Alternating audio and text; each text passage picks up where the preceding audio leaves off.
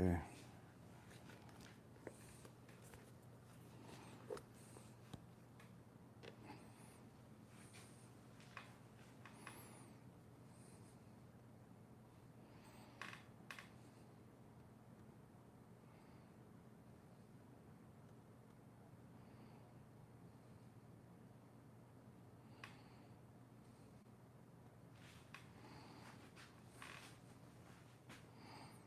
All right, mic check, mic check.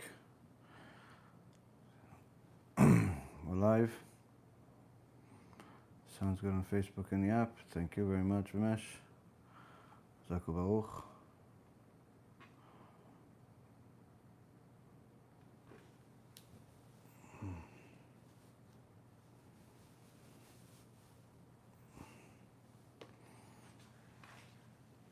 All right, we'll start in 30 seconds or so. All right, I see. Okay, YouTube, you guys are live. All right, good.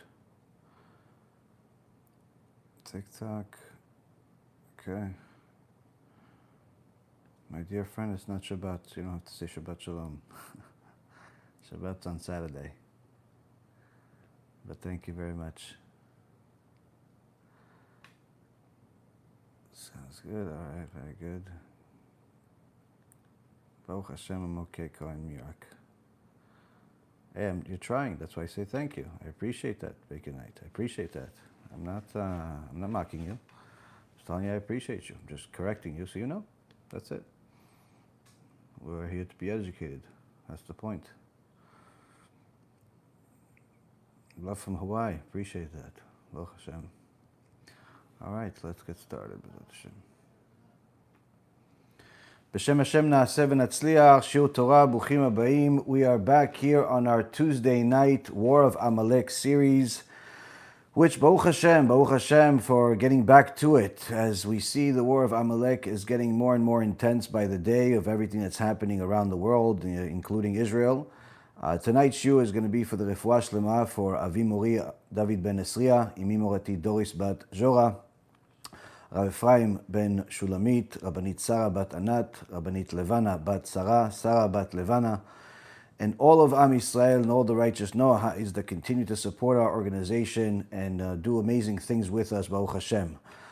Just as a update for you guys, a few things that have been happening. Number one, the Kiruv store is about to add a new extraordinary product which is going to be available to special individuals that want to do Kiruv, they really want to help Am Yisrael, and that's the new boxes that I've been telling you about, which is the new Asher Yatzar packages. We're going to add a video to this video to explain all of it, just to save the time right now, but this is something that anybody that orders at least one box of books of the to distribute in their Jewish community, Ochot V'Tochot, or one of my books boxes, will also get one of these Asher Yatzar boxes as well.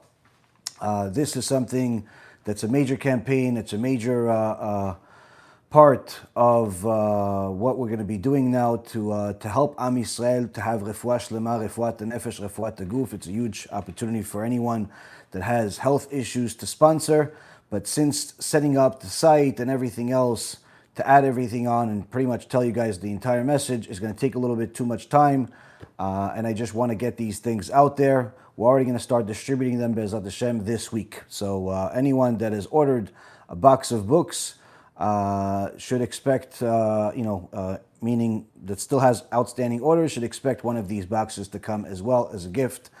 And BeEzrat HaShem, you'll literally be loved by your community after you have these. Second thing is, and that's anyone that wants to go and order now, you can go, it's kosher, kiruvstore.org, kiruvstore.org, KIRUVSTORE.org. You could go over there and get yourself all of this stuff for free to distribute in your community and do some kiruv. Second thing, anyone that hasn't downloaded the and subscribed to the AI Rabbi app, you're literally missing the gift of all gifts. The AI Rabbi just keeps getting better and better. The compliments that we're getting from people, literally, they're telling me that this is like their own personal Mashiach has arrived. The answers that they're getting, the guidance they're getting, even just simply people looking for things that I've said over the last 10 years. Instead of looking for it, thinking about it, and breaking their heads, literally they ask the system the question, and they get the answer with a time-step answer. They have a question in regards to anything particular for, let's say, halacha or gemara. They get an answer with a source. And the amazing things that the AI Rabbi can do is literally a gift to Am Yisrael. And of course, it's all thanks to HaKadosh Baruch Hu that has given us such amazing team of people that really care about Am Yisrael, that are literally sacrificing their lives to develop the most extraordinary things out there. As you've noticed, over the last 10 years, one of the main things our organization has is the best of the best. Anything that we actually put out there, whether it's a lecture or a movie or the USBs or the books, everything is the highest quality, the best of the best, or it doesn't get released. Because we want to make sure that just like the world has the iPhones and the iPads and the Teslas and all these products that they have out there that are expensive and extraordinary in their eyes, we want the Torah to be extraordinary in everybody's eyes. So we're making it not only good, but beautiful too. So that's available. AIRabbi.org is where you could download the app, either in Android or iOS. That's the second thing. Of course, anyone that wants to donate can donate on the website BeEzratHashem.org, and now we also have the ability for you to donate not only through a credit card or PayPal, but you could also donate with cryptocurrency, as well as through donor funds. If you have a donor funds like the OJC or any other donor, Fidelity, or any of these donor funds, or you want to just simply have it directly taken out of the bank, all of that is available on our website, BeEzratHashem.org. These are some of the big projects we've been working on. And of course, there's a whole lot more coming, BeEzrat Hashem. The film, the extraordinary film that's going to shock the world, Or Ganuz, is scheduled for Motzei Shabbat, November 30th. So we're talking about less than 2 weeks from now. The world is going to change. Your world is going to change. Reality is going to change. But it's going to be changing in a positive way, just after people understand what the truth is once and for all, BeEzrat Hashem. So with that being said, let's get started, BeEzrat Hashem. We have the war of Amalek to fight. Now, since we haven't done this series in already nearly 2 months, we have to rehash a little bit of what Rav Elchanan Wasserman told us most recently. Of course, the entire series can't be repeated now. For that, you could watch the first 10 or 11 lectures. But most importantly, we want to know what he told us most recently. Rav Elchanan Wasserman, who lived at the time of the Holocaust and got murdered in cold blood by the Nazis, Yimach Shimam V'Zichram, died on Kiddush Hashem along with his Talmidim and his followers that were there, that literally were eyewitnessed by Rav Ephraim Oshri, who is an extraordinary Talmid Chacham, also has published books, and himself says he not only witnessed this, but he survived the whole thing miraculously. And I believe that one of his books, as in the English translation of it, has recently been republished. So if you can get your hands on it, I would highly recommend getting it. Anyway, Rav Elchanan Wasserman lived in the worst time in recent history, but more importantly, gave us the clear strategy and guidance of how to fight the last war that we find ourselves in. If you look at what's happening in the world, obviously anti-Semitism is at all-time highs. It could only be competed with what happened during the Holocaust and before the Holocaust. If you look at what's happening in Israel, whether it's the anti-Semitic laws being passed by the government, where they are trying to force the Torah scholars, the Haredi tzaddikim, to join the army, even though they don't need any more soldiers, even though they cannot handle any more soldiers, even though they don't even have weapons or equipment for more soldiers. Still, the fight against the Torah by the Israeli government continues. and now they're trying to enforce it. They're beating up people in the streets. There's all types of mayhem happening in Israel. For those that are not aware, this is all part of the war of Amalek. And Rav Elchanan Wasserman already told us that the war of Amalek is going to be ugly. The war of Amalek is going to be horrible. But the war of Amalek has a strategy to win. And in the most recent lecture in this series, he told us, just like every side that's in a war, every opposing side has to know the weak spot of the other in order to weaken him, we have to know the weak side of Amalek. What is the weak side of Amalek? What strengthens him? What weakens him? And our sages have taught us from the verse in the Torah, Vayilachem Am Yisrael beRefidim, that the war of Amalek came after Am Yisrael was in Refidim. And Refidim stands for not only a place, but also a status, where Am Yisrael became more lenient, more lethargic when it came to learning Torah. And as a result of us learning less Torah, we strengthened Amalek, and Amalek came to fight us. And says Rav Elchanan Wasserman, from here we learn that the cause of the strengthening of Amalek is a direct correlation to our lessening of learning Torah, and he strengthens more and more as we study Torah less, as we publicize Torah less, as we promote Torah less, as the world of Torah lessens. That also means the opposite, whereby the stronger we become in learning Torah, in publicizing Torah, in getting more and more people to support the Torah, not only the stronger we become, but the weaker Amalek becomes. This is the ultimate weak spot of Amalek.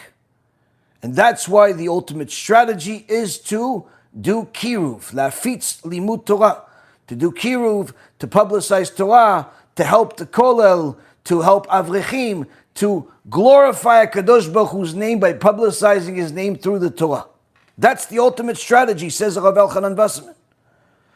And therefore, every person that's part of Am Yisrael who learns Torah has to know that they are strengthening Am Yisrael and weakening Amalek, and can actually consider their learning Torah as also fulfilling the mitzvah of destroying Amalek. And this all stands on the clarification and commentary of our sages that we are obligated to believe in. So with that being said, after Rav Elchanan Wasserman revealed the weapon of Torah being the only tool to win the war, it would seem that it should be easy to win. Yet 80 years have passed since Rav Elchanan wrote these holy words. And to say it nicely, we're not winning. What ingredients are we missing from fulfilling the strategy of the Chachamim to end this war of Amalek, to bring the salvation? What are we missing? This is not a new thing. This has been obviously already things that we've known for generations, but even more so, we've known after Rav Elchanan Wasserman clarified it again 80 years ago. All of Gdolei Israel know it. Anyone that studies Torah seriously should know it at least. But yet, we're not winning. That's because, Rabotai, there is a key ingredient that we are missing. And tonight, we're going to uncover more of the Rav's holy words, where Rav Elchanan Wasserman is going to show us clearly what exactly is missing in our strategy for our people to win this war against Amalek. And even more so, why are some rabbis or organizations like BeEzrat HaShem succeeding extraordinarily, beyond belief, getting people to do tshuva, getting people to learn more Torah, getting more kollels opened? Yet there are others that could have been doing it for just as long or much longer, but success is not necessarily something that they see very often, or at the very least, not in the same capacity. These are the holy words of Rav Elchanan Wasserman, and this is what he says in the section where after he tells us that we have to increase more Torah, more Yirat Shamayim, more fear of heaven, but yet we are missing a leader to lead us, and that may cause some fear for others to step up, but we don't need to fear, because our sages have promised us that if we do the will of HaShem and we follow the words of the sages, even without having a leader, like Moshe Rabbeinu, like Yeshua ben Nun, like Rabbi Akiva, like Rabbi Shimon Bar Yochai, like the Rambam, like Rabbi Ovadia Yosef, like Rav Elchanan Wasserman, or the Chafetz Chaim Rav, we can still win this war. And that's based on what the Rambam says. I've never seen anyone win a war if he was fighting against someone that only focused on this one task. Those that focused on many tasks end up spreading their powers in many places and end up weakening themselves. But yet those that narrow their focus only on this one task of winning whatever war or doing whatever task they're doing, with all of their focus, all of their energy, all of their resources, is focused on this one thing, certainly are assured to win. And thereby Rav Elchanan Wasserman continues and says as follows. He brings a Mishnah that comes from Masechet Sanhedrin, chapter 8, Mishnah number 5, or in the Talmud Bavli, page 71b, where he says, we saw in our Mishnah, Pizur letzadikim ra lahem v'ra la'olam, kinus letzadikim, tov lahem v'tov la'olam. Here Rav Elchanan Wasserman is telling us something interesting, where we have a law, just like you have gravity, just like you have all the other aspects of physics, just like you have all of the other different laws of economics, supply and demand, and so on. We also have a law that HaKadosh Baruch Hu told us that when the tzaddikim are gathered together, it's good for them and good for the world. When the tzaddikim are spread out, it's bad for them and bad for the world.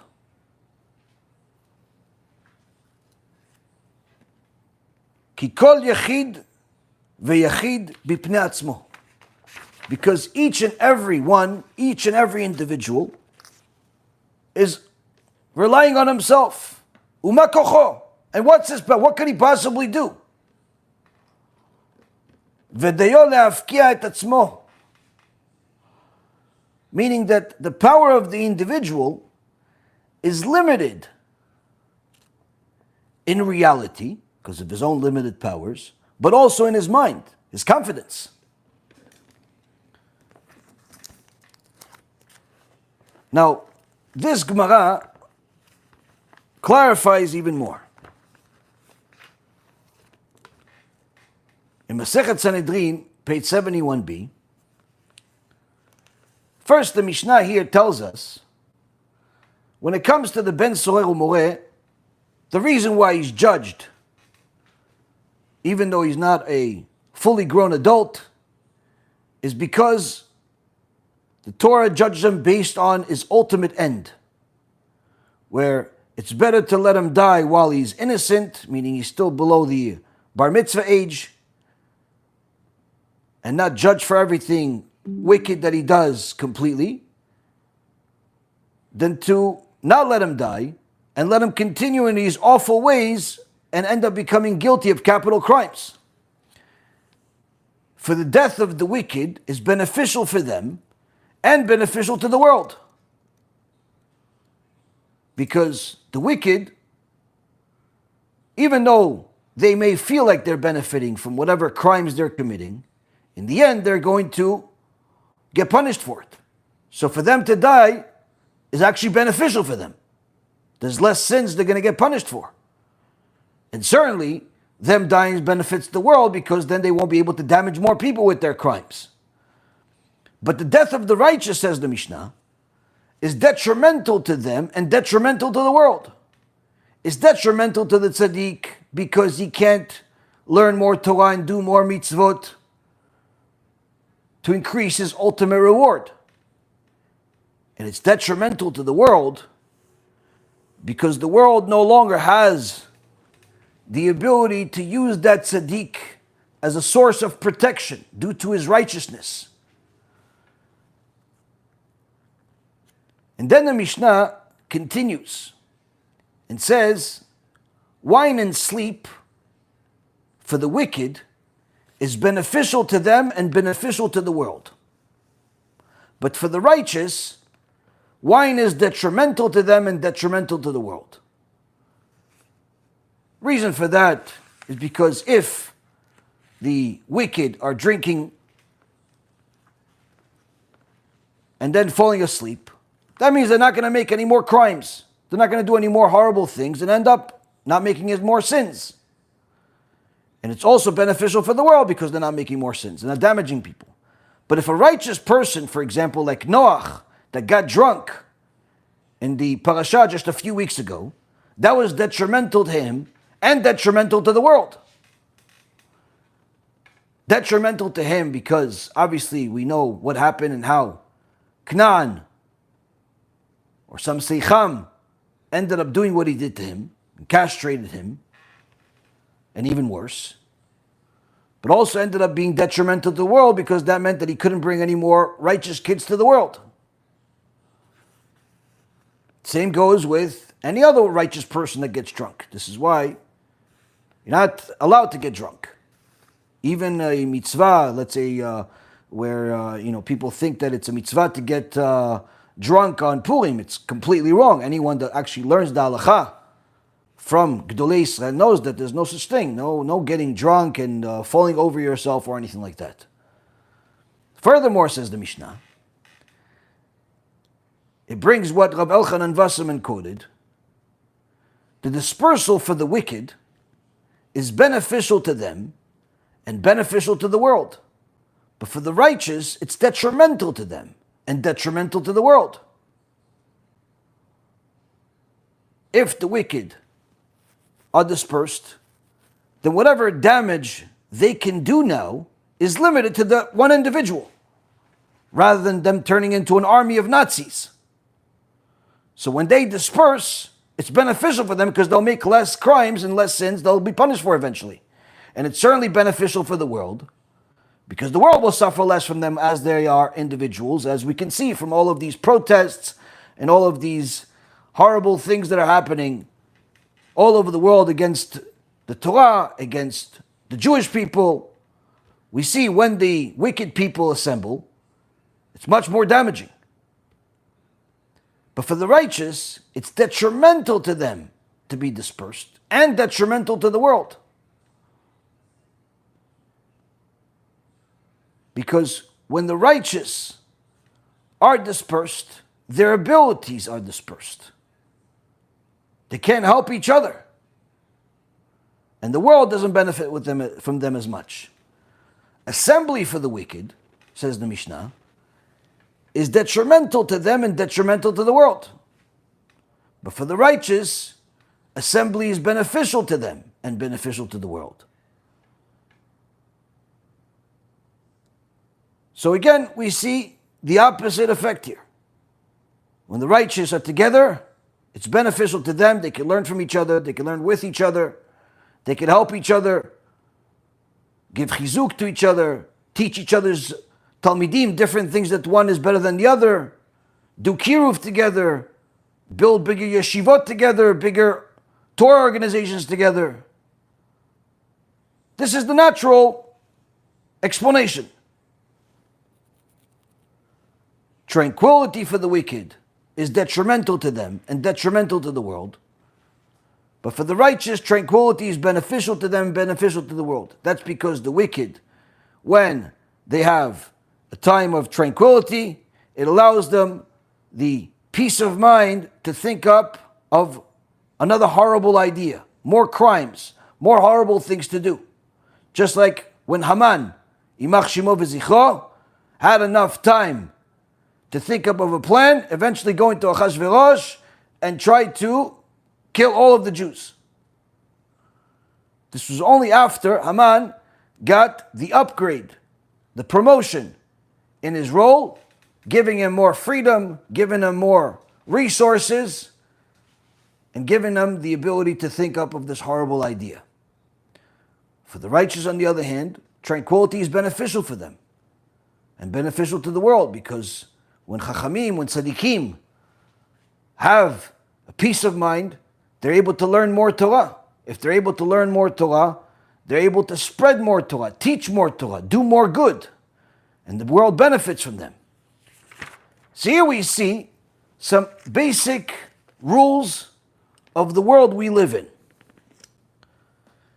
And Rav Elchanan Wasserman doesn't leave us there. Says these are just the natural ways of how things work. When we are spread out, when the righteous people are spread out all over the place, each one has to fight on his own. And therefore each one has to rely on his own limited powers, his own limited abilities. And this certainly impacts their confidence, not just their ability. But on the other hand, if the effort of the many righteous are combined together in order to go and fight one individual issue, whether it's a group of rabbis trying to help one individual do tshuva, or a group of tzaddikim creating an organization to spread out Torah, certainly the efforts of the many will impact a person that's an individual in much more ways, in the natural way, but also in the supernatural way. And that's where Rav Elchanan Wasserman is trying to get to. He says we all can understand natural abilities. You're one individual, you have a gift to, let's say, speak to people, to sell, to whatever it is that you do. If you're an individual, there's just so much you can do, even if you're the best. But if you have a team, if you have a group of people that are just as passionate about the idea, the cause, as you are, certainly everyone with some common sense knows that the individual's abilities become magnified. Not just because now there's, instead of one, there's 10 or 20, but rather because now it's not just the greater number of individuals, but also the creation of unity between those individuals that help each other and create a new source of power that doesn't exist with an individual.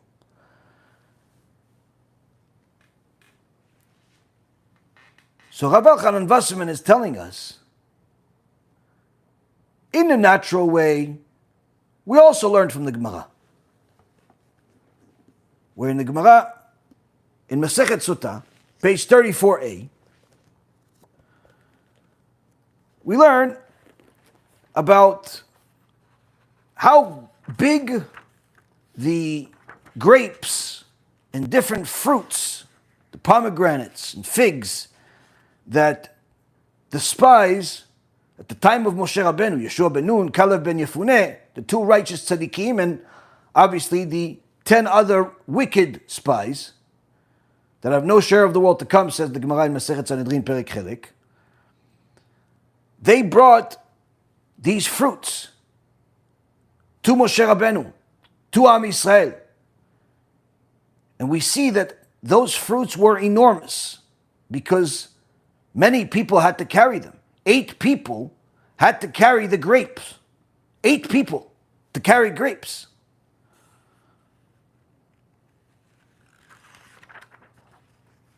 Now, before that, the Gemara tells us a little bit of a teachings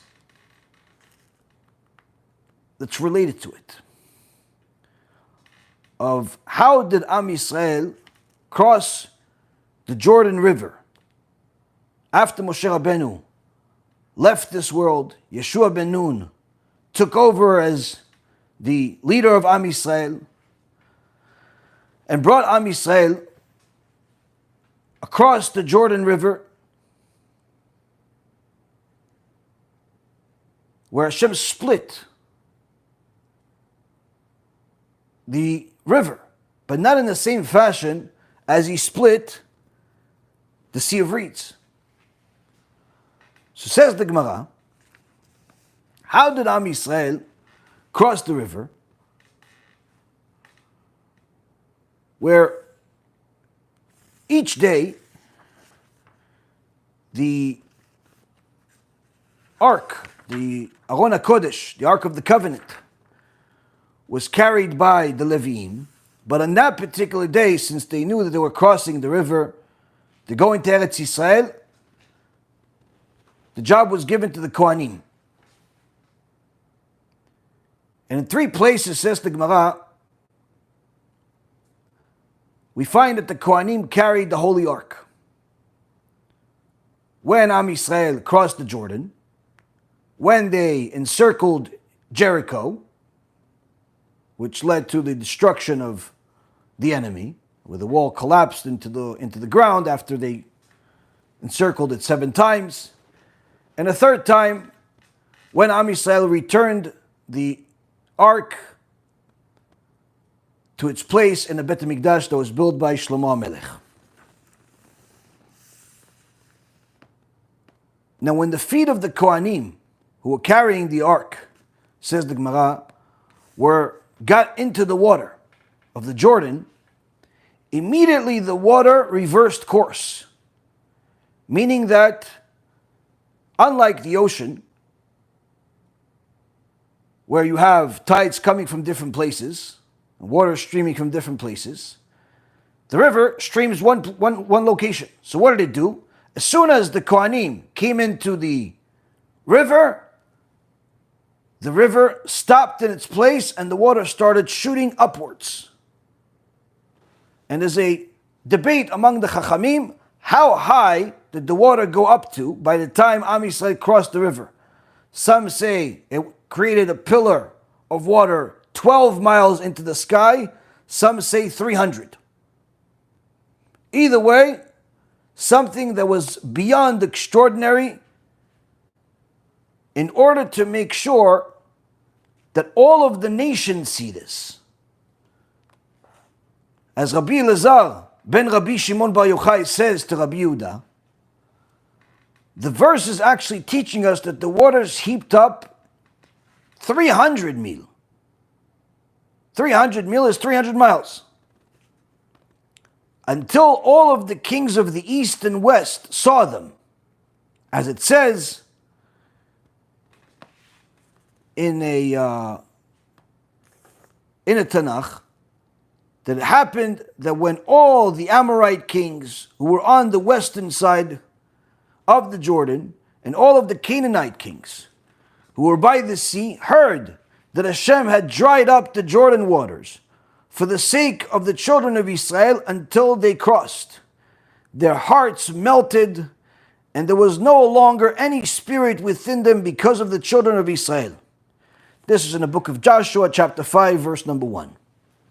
Further, we see that Rachav, which was known in our former life as the harlot who ended up doing tshuva and converting and becoming Yeshua ben Nun's wife, who the Gemara says 7 prophets came from her. Such significance was her tshuva. When she saw the messengers of Yeshua ben Nun, she said, "For we have heard how Hashem dried up the waters of the Sea of Reeds. And it's also, we've heard, and our hearts melted. No spirit remained in any man." So, the crossing of the Jordan was something incomprehensible. But despite this, where you would think that similar to Moshe Rabbeinu,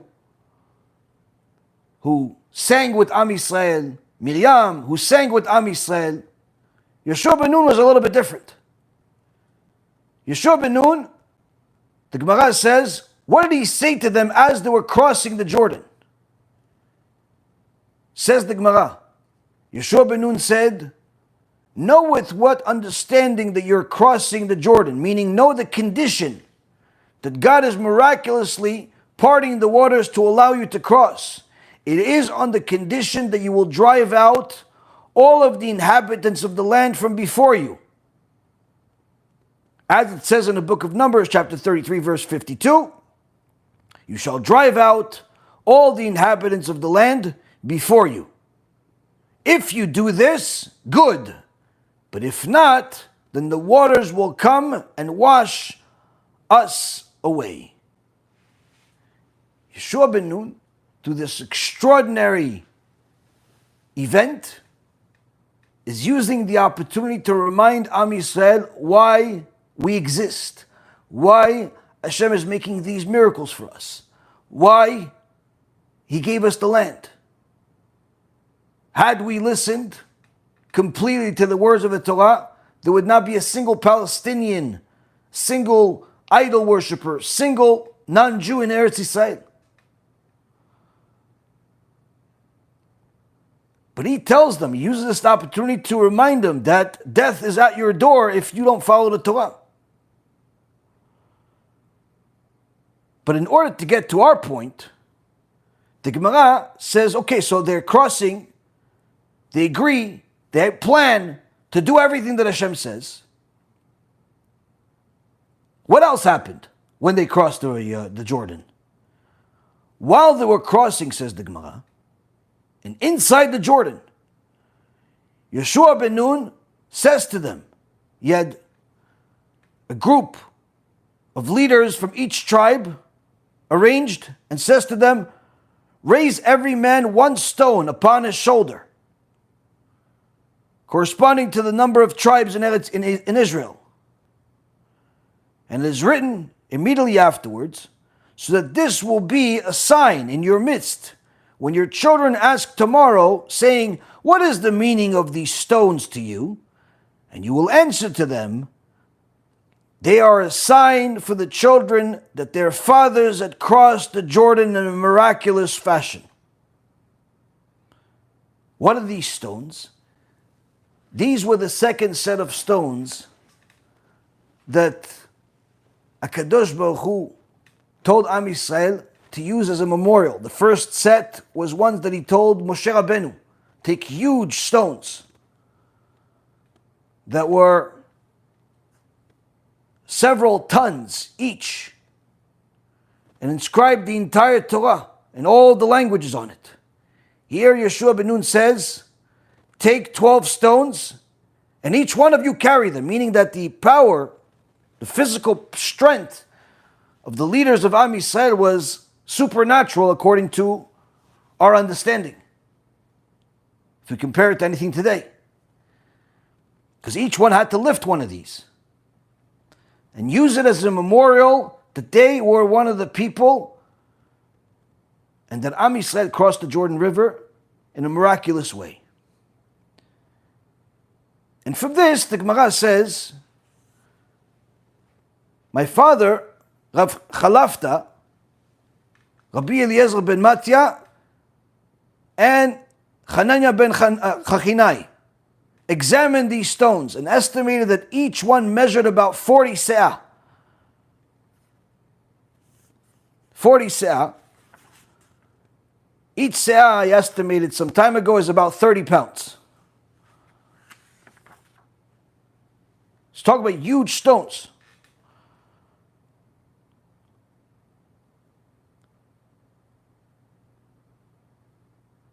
But then the Gemara teaches us something that Rav Elchanan Wasserman says. Rav Elchanan Wasserman says, when he's talking about the natural ability, before we get into the supernatural, the natural ability of an individual is limited. Not just in his mind, but also physically. What could he do? How many lectures could he give? How much chesed could he do? What could he possibly do by himself? He's limited.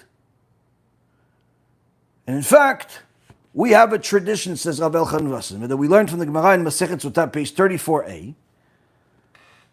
We have an oral tradition that the burden that a person is capable of lifting onto his shoulder by himself is 1/3 of the weight of the burden that he could support if others help him load it on.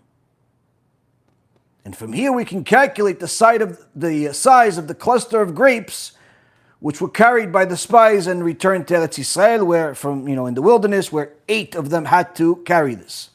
Talk about literally unimaginable numbers as far as weight. But the point at hand here is that we learned something profound, that people that are in the moving business, people that deal with moving different types of large things, know this very well. If you have to pick up a refrigerator or something extremely heavy from the ground up yourself,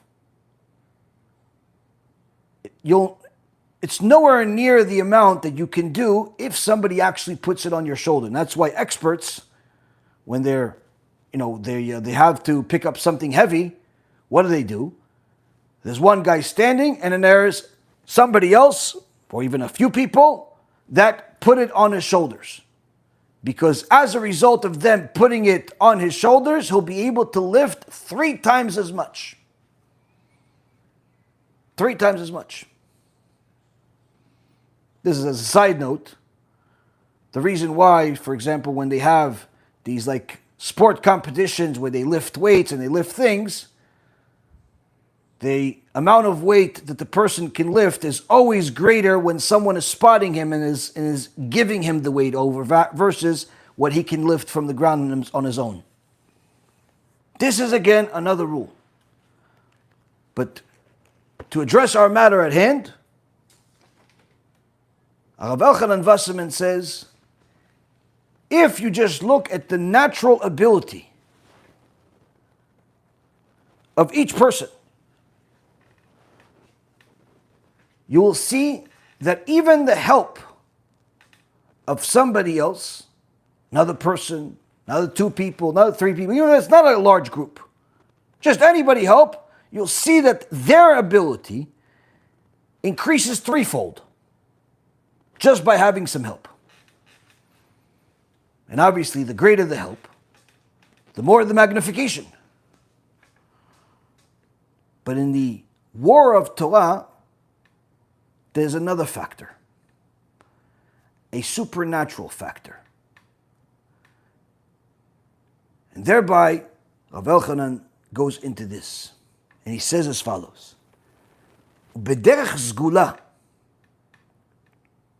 כי זכות הרבים מסייתם להשיג סייעתא דשמיא. ואינו דומה מועטים העושים את המצווה למרובים העושים את המצווה.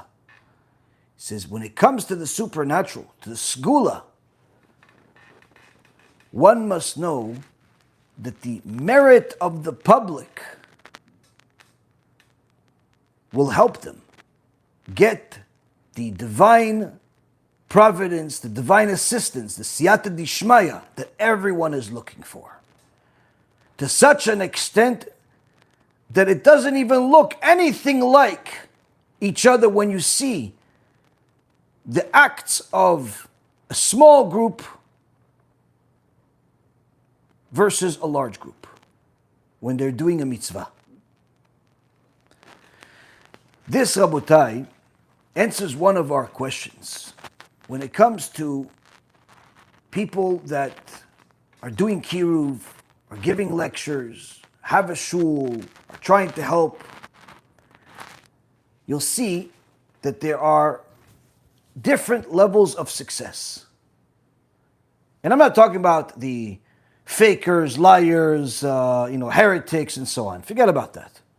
I'm talking about people that are good, people that say the truth, people that want to do the will of HaShem, want to help Am Yisrael genuinely, not just help themselves.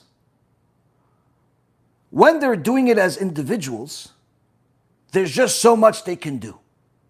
As they grow their group, their capabilities increase not only naturally, but supernaturally.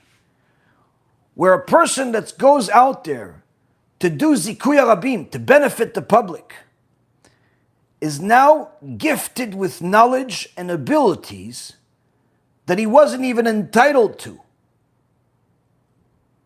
in any other way. And he's gifted those abilities in order to benefit the public. Where Hashem sees, wait, you want to be my mouth to tell my people, to tell my children, to do tshuva, to learn Torah, to do what I said for the last several thousand years? You want to be that? I'm going to make you a better speaker. I'm going to put the right words in your mouth to say that's going to reach the hearts of the people. I'm going to give you new chidushim, new insights you would have never discovered in any other way as a result of you giving a lecture to the masses. In fact, when people ask you questions, even though you never even heard of the question, needless to say you didn't know the answer, the moment they ask you the question, I'll give you the answer. In fact, no matter what you're learning, and at what time you're learning, whether you're learning on Shabbat afternoon, or you're learning with the kids, or you're learning with your wife, or you're learning with your rabbi, or you're learning on your own, or whatever you're learning, you'll see that whatever you're learning is always going to be connected to the questions that people ask you, to the information that people are looking for. Because you are willing to be my mouth to speak to my people, you now have an extra merit, which is their merit, helping you. This is why anytime people ask me, can I take some of your videos and make a channel on YouTube or whatever other social network? Generally, many times I don't agree to do it just because there's all types of complications that come up with it. If they end up putting other rabbis that are not very good, or perhaps even heretics on there because they also happen to like them also. But even more than that, I've always told people, if you really want to do kiruv and you want to spread the lectures, why don't you just join our team? We have, Baruch Hashem, a team of dozens of people that are great, that are passionate, that are very skilled, that have siyata dishmaya. Why don't you join a team? You want to share lectures on the internet? Go, join a team and share it on the internet. You want to make special videos? Join a team and make special videos. You want to make all types of different things? Make it as part of the team rather than do it as an individual. And more times than not, I see that the people don't want to. They want to have their own channel. They want to have their own website. They want to have their own thing, and I already know that whatever they're doing is either doomed to failure, where they're not going to really reach anybody, or they're just simply going to give up along the way. And it's just really a matter of time, because they're not looking to benefit the public. They just see this as a way to benefit their own ego, benefit their own conscience, benefit their own thing. If you really want to support, help the team, help the organization. Same thing I see sometimes, people that we've helped do tshuva, people that we've helped convert, people that we've helped learn more Torah, people that we help, and they become more and more passionate about the Torah. And unfortunately, for whatever reason or another, they fall for the Satan's trap that instead of them donating more, investing more into the source that helped them get to where they are, what do? They start their own thing. They start their own little kollel, or they start their own synagogue, or they start their own whatever, kiruv organization. And again, even though we want there to be more Torah, unless you have an extraordinary amount of resources that's also going to be able to increase the team, that you'll build a team. If you're trying to do it on your own, you're not only doomed to fail, but you're also wasting your resources, because there's already a successful team in place. And that's why many times these types of ventures end up failing miserably. Just ends up being a waste of 10, 50, 100, 200,000, 500,000, whatever they end up doing, because they think, oh, listen, if he's doing it, then I'll do the same thing. They don't realize we have a team, Baruch Hashem. We have a team of amazing people at BeEzrat HaShem that each have different tasks. Some work with each other, some complement each other, some teach each other, but all of us have the same agenda. All of us have the same passion. All of us are on the same page to help the world see the truth of HaShem. And every possibility we can, whether it's through video, audio, films, USBs, design, whatever it is, to help Am Yisrael. And you going on your own, you're losing that opportunity to benefit from the siyata d'ishmaya that you can get and you can add. Now, Rav Wasserman says, when a person wants to get siyata d'ishmaya, there's a very simple way to get it. Become a public benefactor. Make whatever resources you have, abilities you have, aside from using them to provide yourself a living and whatever you need to obviously live, use whatever you can to benefit the public. Not just by yourself, but as a group, as a team. People are constantly asking me, how do you know all of these things? How do you do all of these things? How do I get siyata d'ishmaya? This siyata d'ishmaya, this supernatural gift that HaKadosh Baruch Hu gives to people that are public benefactors, magnifies whatever abilities each individual has in a natural way, and even in a group, many folds.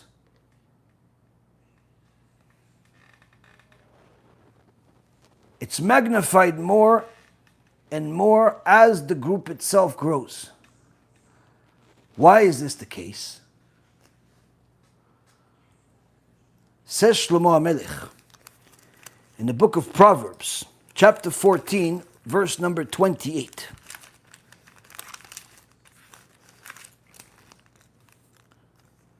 Berov am adrat melech.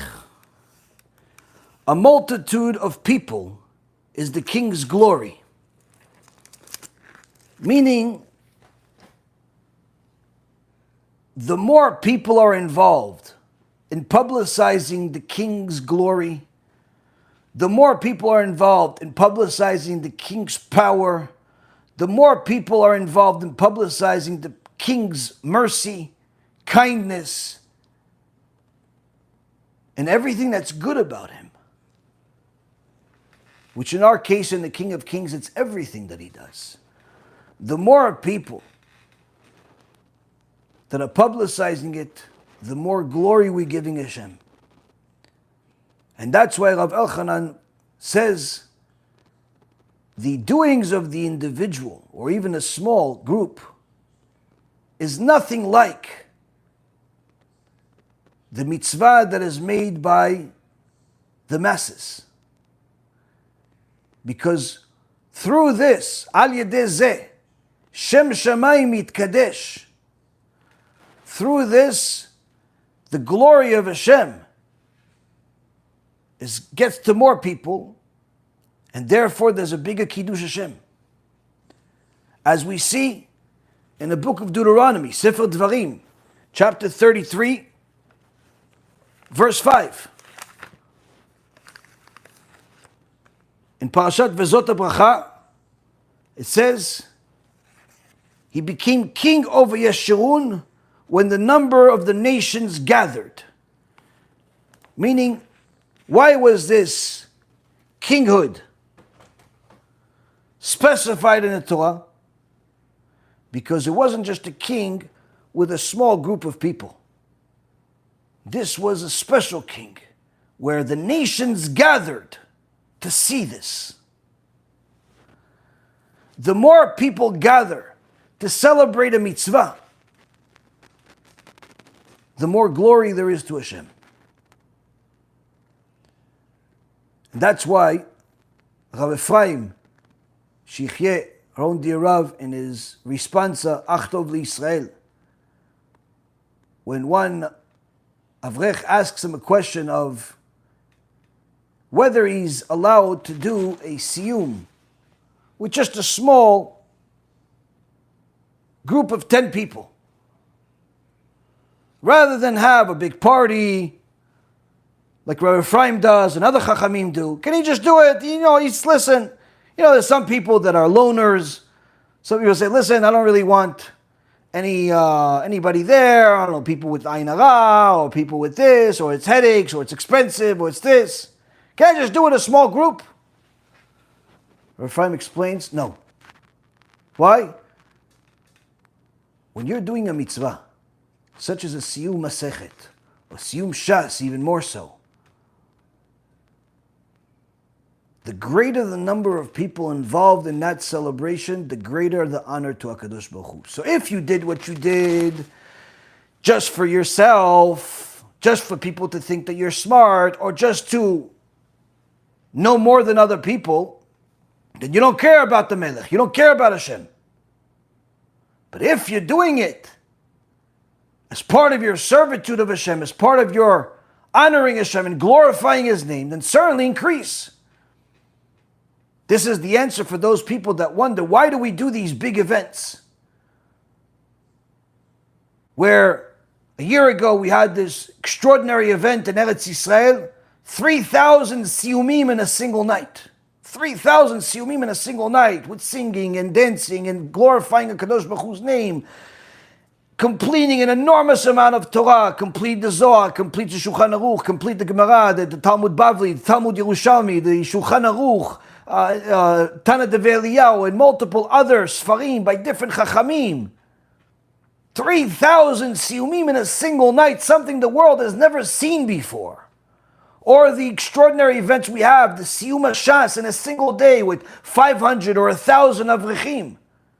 Just in the last few months, Baruch Hashem, we've succeeded in doing it several times. We started this whole siyum in a single day over the last several years, and Baruch Hashem, we've seen some other organizations do the same thing, even more significant as far as the amount of partying and enjoyment and glorifying Hashem's name. This is all blessed. This is all good. Because this publicizes the mitzvah, publicizes the Torah, publicizes the glory of HaKadosh Baruch Hu, the glory of Hashem. And this is Kiddush Hashem. So when it comes to your business dealings, your personal affairs, whatever it is that you want to do. There's no problem. You want to be a loner, you want to be a single man accounting firm, single man law firm, single man doctor, no problem. But when it comes to mitzvot, when it comes to serving of Hashem, try to get as many people involved as possible. Try to get as many people as possible. Don't be a loner when it comes to mitzvot. Do mitzvot with the masses, with as many people as possible. Because the more people are involved, the more glory there is to Hashem, the more siyata dishmaya, divine assistance, you will end up getting. And of course, this is all assuming that the cause and the intention is all in accordance with the Torah.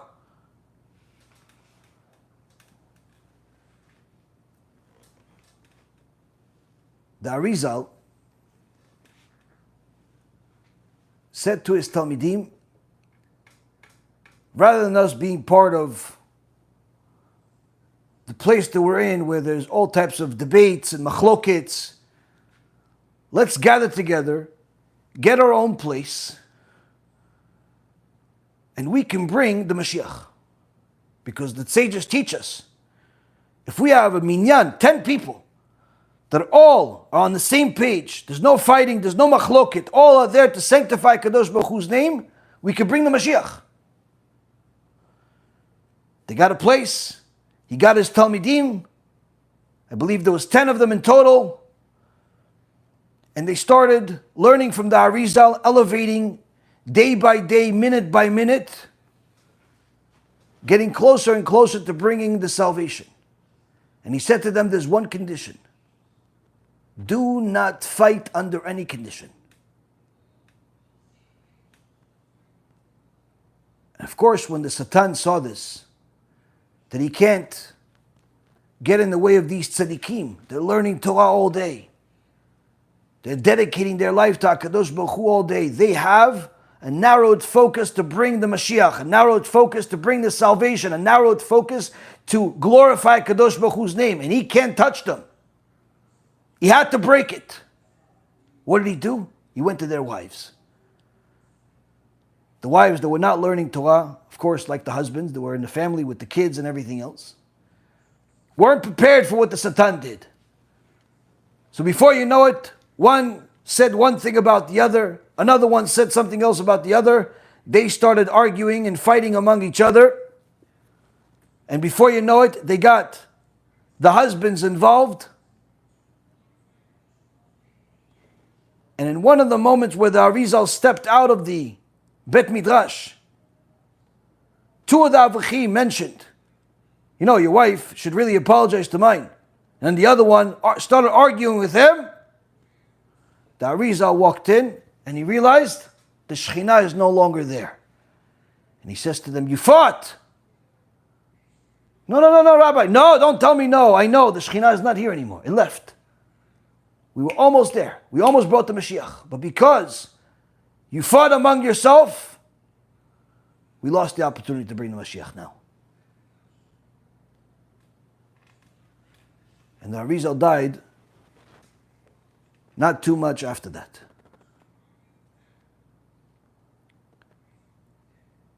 This Rav Elchanan Wasserman says is the missing ingredient in the strategy, where people are not uniting their efforts to publicize and glorify Hashem's name. And in fact, Rav Elchanan Wasserman finishes this section by saying, in this way, where the groups are going to unite with a single cause, with a single belief, with a single intention, to follow the Torah, to get Am Yisrael to do tshuva, to fight Amalek. If we do it as a group, this way we can expect that HaKadosh Baruch Hu will have mercy on His nation. and to eliminate the crime and the evil from among us at a time where a kol Yaakov, a time where it sounds like people are saying they are Yaakov, but really they're the hands of Esav, and they're in control, where Amalek is in control. They're saying they're representing the Jewish people in the Israeli government. They're representing the Jewish people in all types of so-called Jewish organizations. But in reality, they're not representing the Jewish people. They're representing themselves in their own self-interest. Although they claim to be Yaakov, they claim to have the interest of the Jewish people, they're really the hands of Esav. Now, from this we learn the missing ingredient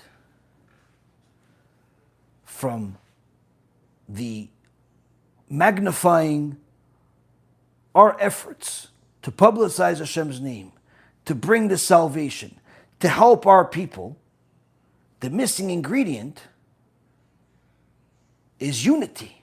But of course, I'm not talking about where everybody has to become friends and new relationships between the Reform and the Conservative and the heretics and the Christians and the idol worshippers of this kind, idol worshippers of that kind. No, I'm not talking, that's not unity. That's against the Torah. I'm talking about unity among Am Yisrael that is true to the ways of the Torah.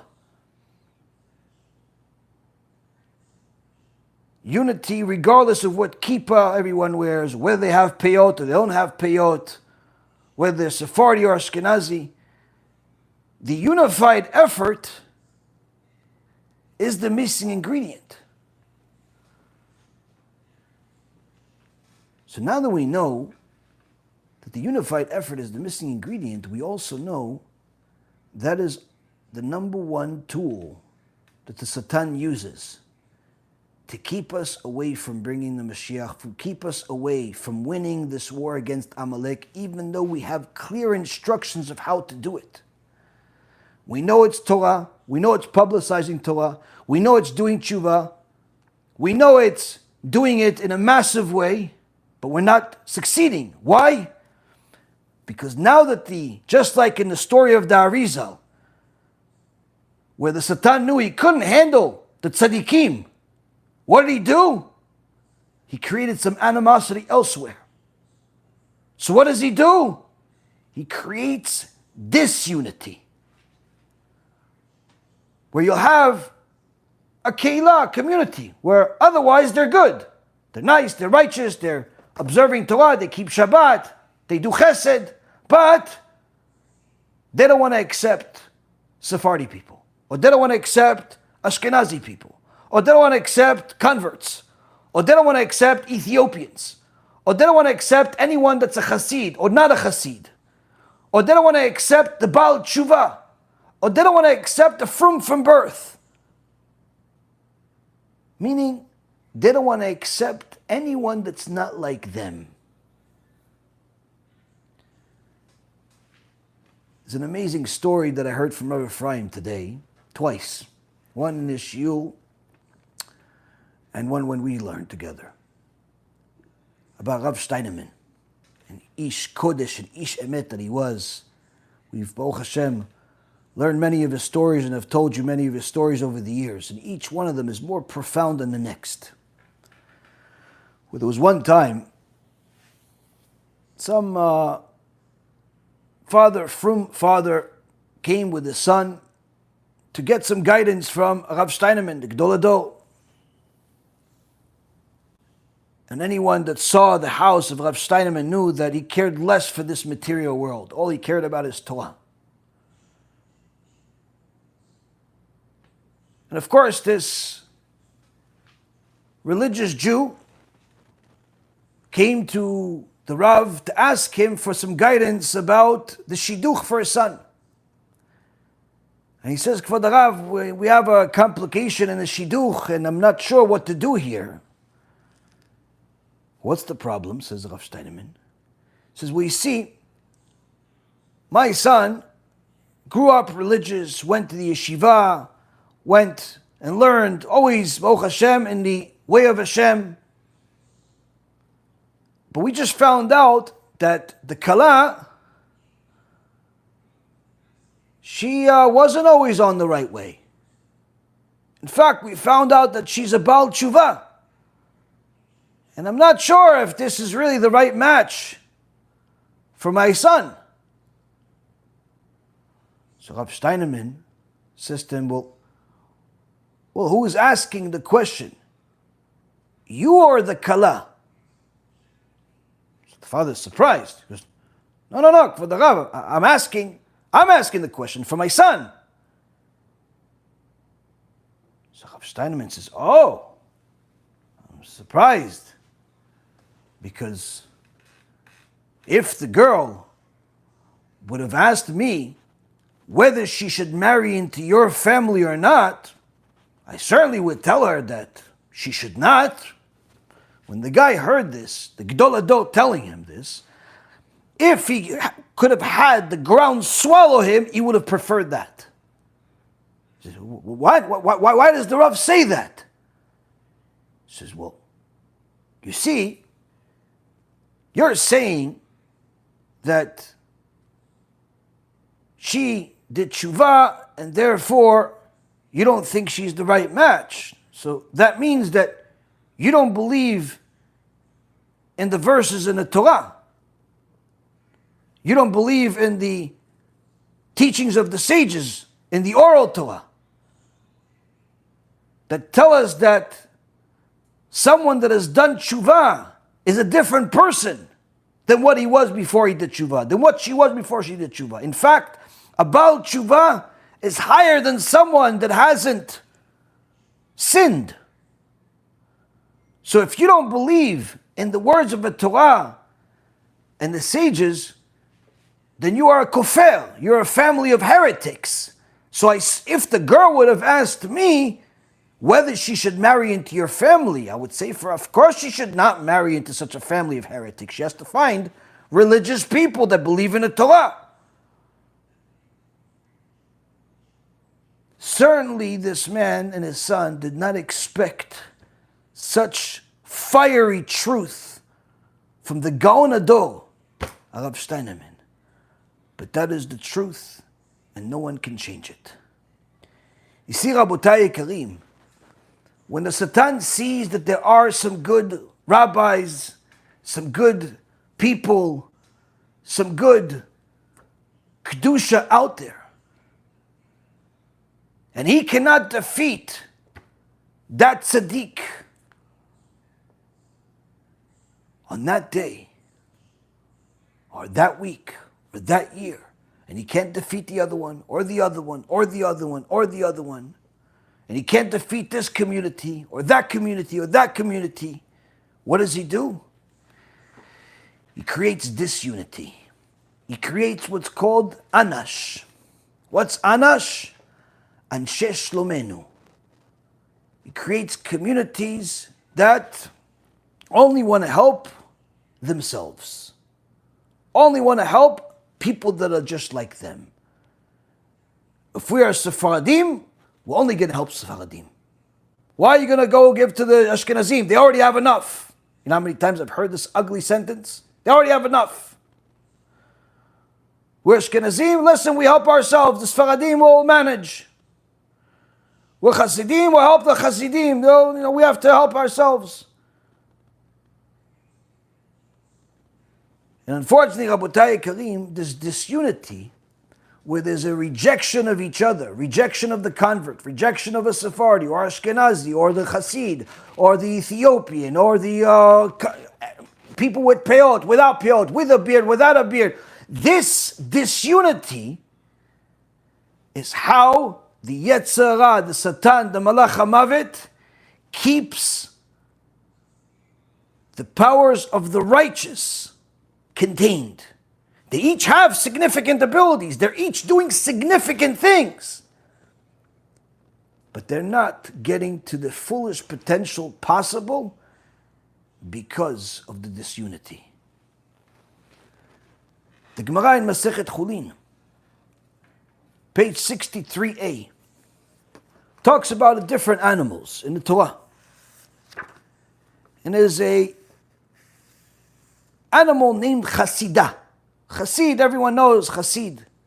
And there's an animal, the Torah in the book of Leviticus, chapter 11, verse 19, says there's a bird named Chasidah, which Rashi says is a stork. So Rav Yehuda asks, why is the Chasidah named Chasidah? Why did Hashem give her such a name? It's because she performs kindness with its fellows. Meaning that this stork, this Chasidah, is called Chasidah, it's called kindness, because she's kind to our fellow birds. So then the Chachamim ask even a bigger question. So if she's a kind bird, to such an extent that that's her name, why isn't she kosher? We should eat Chasidah, maybe we'll become more Chasidim.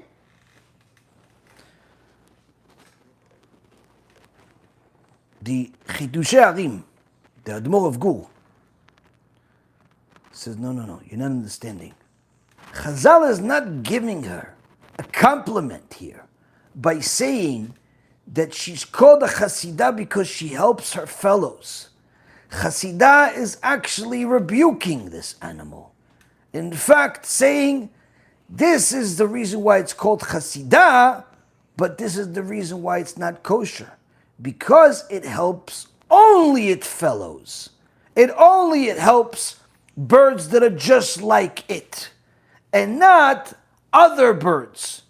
And when you help only people that are just like you, that have peyot like you, that are the Hasidim of the certain Hasidut just like you, that are Sephardi or Ashkenazi or Litvish or Yemenite or convert just like you, where you're only willing to help people that are just like you, says the Admor of Gur, that's not chesed, that's not kindness, that's self-interest. The Chasidah is only helping its fellow birds because it helps her to do it. She's not doing it because she's truly kind. She's doing it for self-preservation, for position. When you're only willing to help your community, and you don't care about the poor people of Eretz Yisrael, you don't care about the spiritually poor people in all over the world, whether it's in North Africa, or it's in Australia, or it's in New York, or it's in Florida, or it's in Montreal, or it's Arizona or Los Angeles. You don't really care so much about that. You're only going to donate to your local synagogue. You're only going to donate to somebody that comes to you in the local community, even though you can do a lot more. Because if you have a limited amount, the Gemara says that the first poor that you help is the poor of your own house. And if it's at your house, your own community.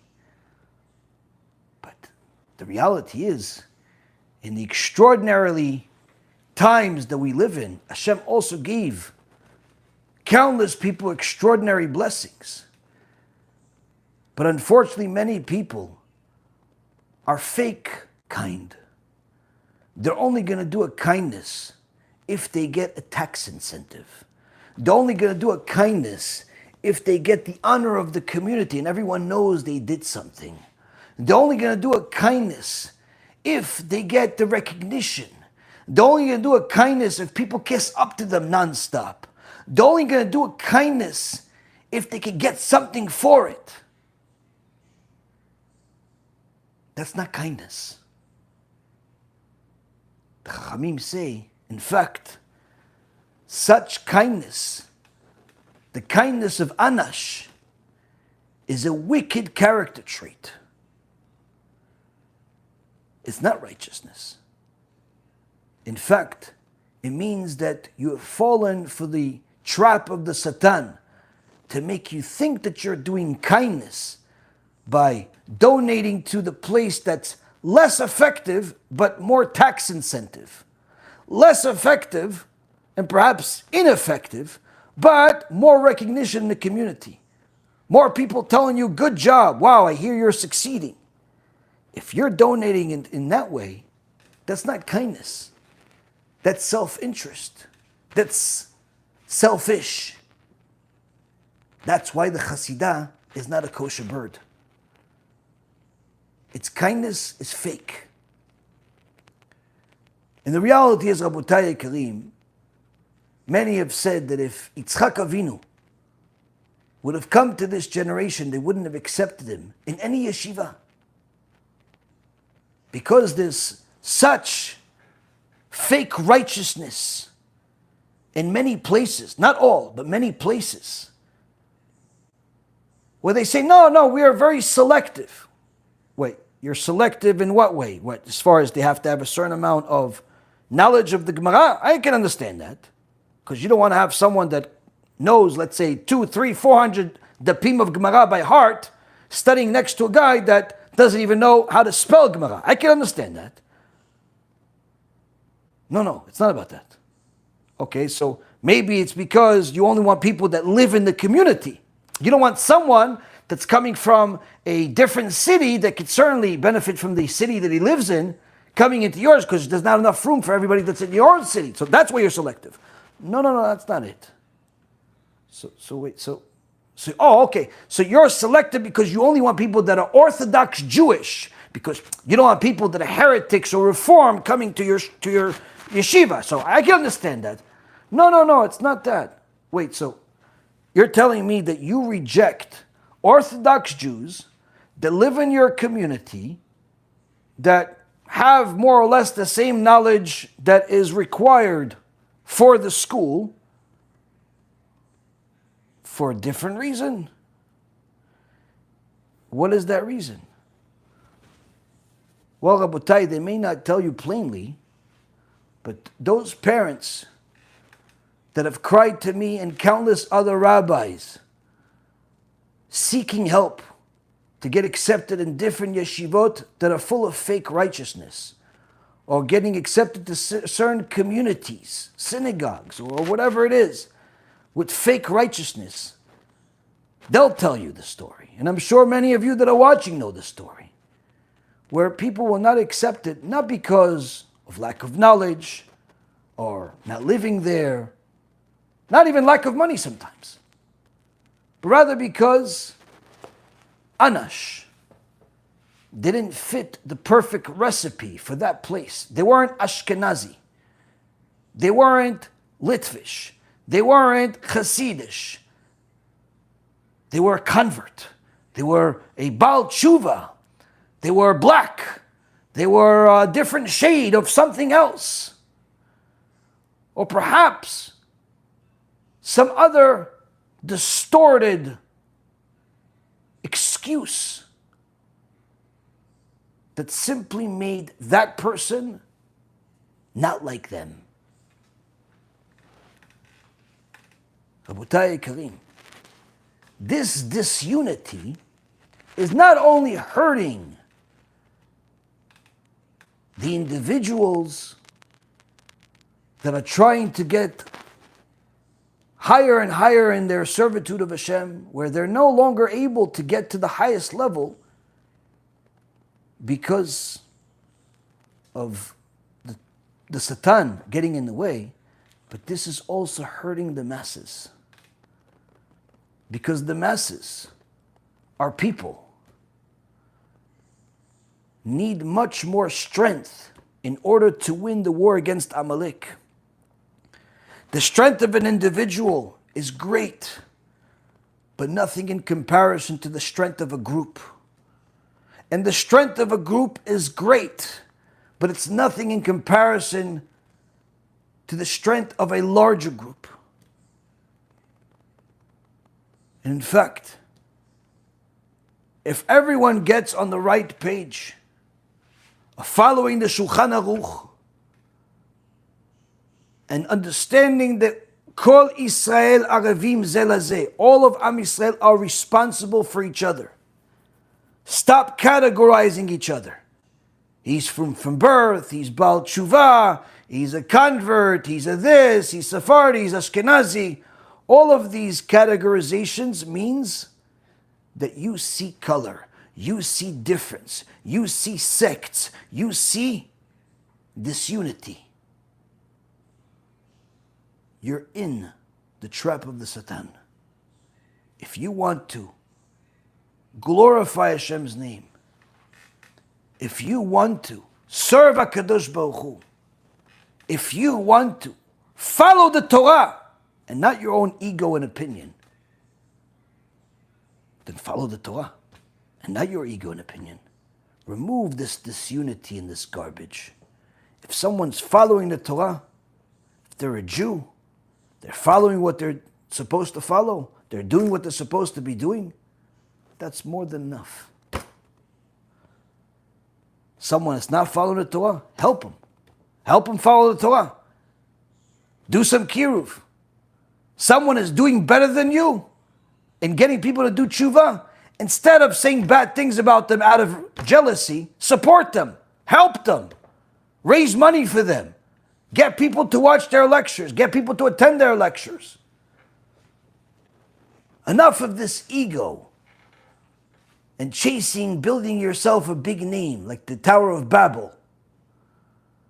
If we want to win the war against Amalek, Rabotai, we're going to need as much siyata dishmaya as we possibly can get. Because the power of zikui arabim, of benefiting the masses, is much greater as there is more and more of us on the same page. As more people watch our lectures, more people support BeEzrat HaShem, more people support the truth of the Torah, whether it's through us or other organizations that also say the truth, also say what the Torah says. The more we unite together, the more we help each other, the more siyata dishmaya everyone gets.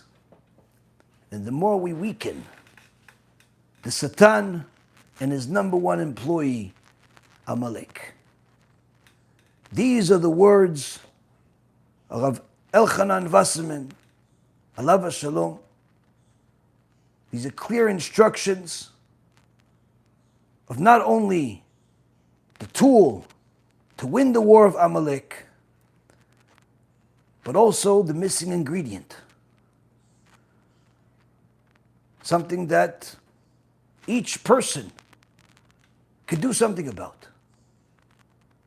Instead of sending me the messages that I get at least once a week, oh, did you hear about such and such organization? They're having a promotion of things that are forbidden. Should I say something? Oh, this such and such organization is hosting a heretic. Should I say something? Maybe you can call them. As I've told many of you, the days of me calling organizations or calling rabbis and telling them, listen, you're making a mistake, are long gone. Why? It's a complete waste of time.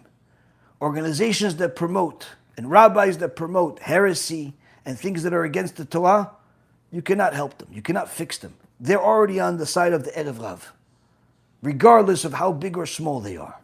They're already on the side of the Erev Rav. To help them is impossible. What can you do? You can help the victims. You can help those that don't realize that they're Erev Rav. Don't waste your time trying to change organizations. Support the ones that are already doing good, that are already helping people. Baruch Hashem, every week we have a new story, new miracles of people that are doing tshuva.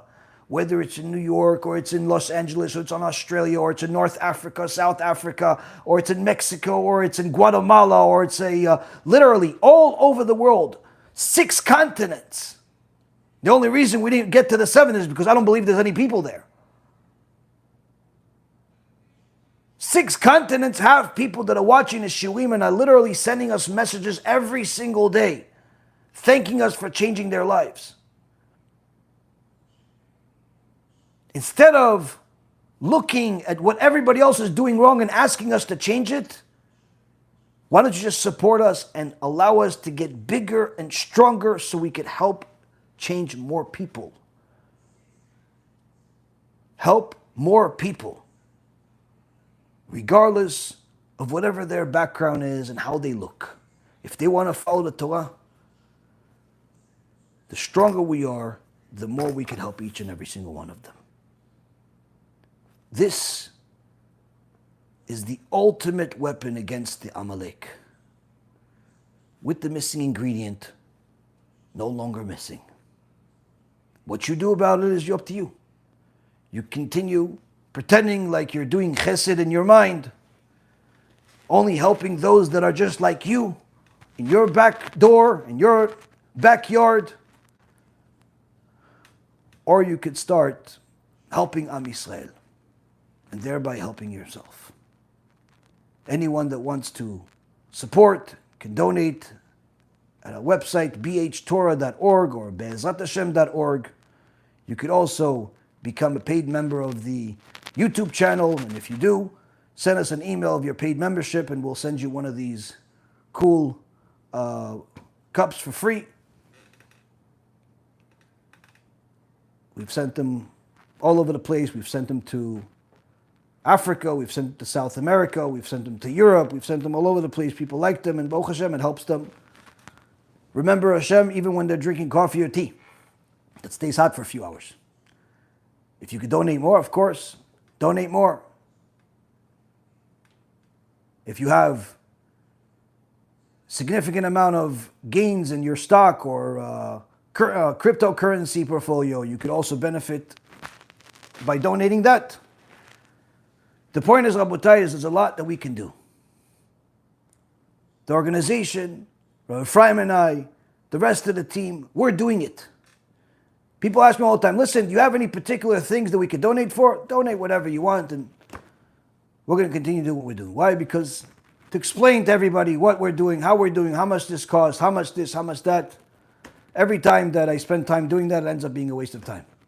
Just last month, somebody asked me, drove me crazy for nearly 2 or 3 weeks, knowing exactly the price of every single book and how much this and how much that. Okay, in the end, they literally didn't donate a single dollar.